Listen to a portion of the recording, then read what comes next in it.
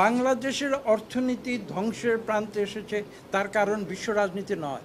সরকার বিশ্ব রাজনীতির দোহাই দিয়ে নানান কথা বলবে, তেলের দাম বেড়ে গিয়েছে, গমের দাম বেড়ে গিয়েছে, চালের দাম বেড়ে গিয়েছে, এগুলো সব ভুয়া যুক্তি। আমেরিকাকে পুঁজিবাদী সরকার বলে সরকার গালি দেয়। আজকে বাংলাদেশে যে সরকার, আওয়ামী লীগ, যারা নিজেদের একদিন তারা নিজেদের সমাজবাদের কথা প্রচার করত, তারা আজকে বিশ্বের একটা চরম পুঁজিবাদী দেশ হয়ে এই দেশে এমন একটি অলিগার্কি সৃষ্টি করেছে যেখানে তাদের পোষ্য গুটি কয়েক ব্যক্তিরা তারা এদেশের সমস্ত সম্পদ লুটপাট করে নিচ্ছে। কাজেই আজকে আমেরিকাকে সমালোচনা সরকার করুক, সেটা কথা নয়। আবার আমেরিকার পেছনে পেছনে সরকার ঘুরে, সেটাও আপনারা দেখতে পেয়েছেন। বাস্তবতা আসলে এগুলো নয়।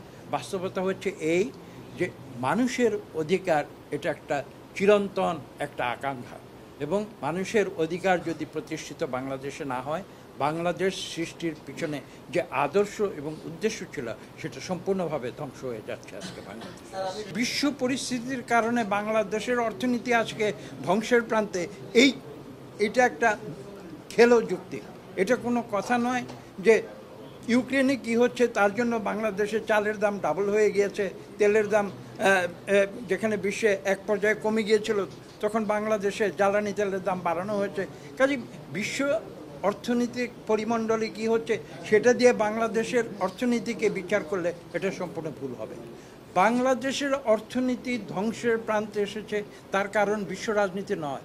তার কারণ হচ্ছে বাংলাদেশে এই অলিগার্কি, আমি যেটা বলেছি, সরকার এবং তার গোষ্ঠীভুক্ত কিছু সুবিধাপ্রাপ্ত ব্যক্তি যারা বাংলাদেশের অর্থনীতিকে লুটপাট করছে, সেই কারণে আজকে বাংলাদেশের অর্থনীতি ধ্বংস হচ্ছে। এই কথাটি কিন্তু স্পষ্ট করে বুঝতে হবে। সরকার বিশ্ব রাজনীতির দোহাই দিয়ে নানান কথা বলবে, তেলের দাম বেড়ে গিয়েছে, গমের দাম বেড়ে গিয়েছে, চালের দাম বেড়ে গিয়েছে, এগুলো সব ভুয়া যুক্তি।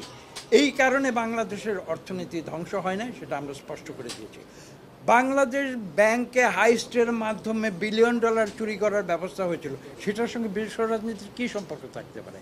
আজকে বাংলাদেশ তারা লক্ষ লক্ষ হাজার কোটি টাকা বাংলাদেশ থেকে কালো চোরাই পথে ডলার কিনে বিদেশে পাচার করে দিচ্ছে, তার সঙ্গে বিশ্ব অর্থনীতির কী সম্পর্ক থাকতে পারে? কাজে এগুলো ভুয়া কথা সরকার বলে তারা নিজেদের দুর্বলতা একদিকে ঢাকতে চাচ্ছে, অন্যদিকে জনগণকে তারা ভাওতা দিতে চাচ্ছে। এসব করে তারা শেষ রক্ষা করতে পারবে না।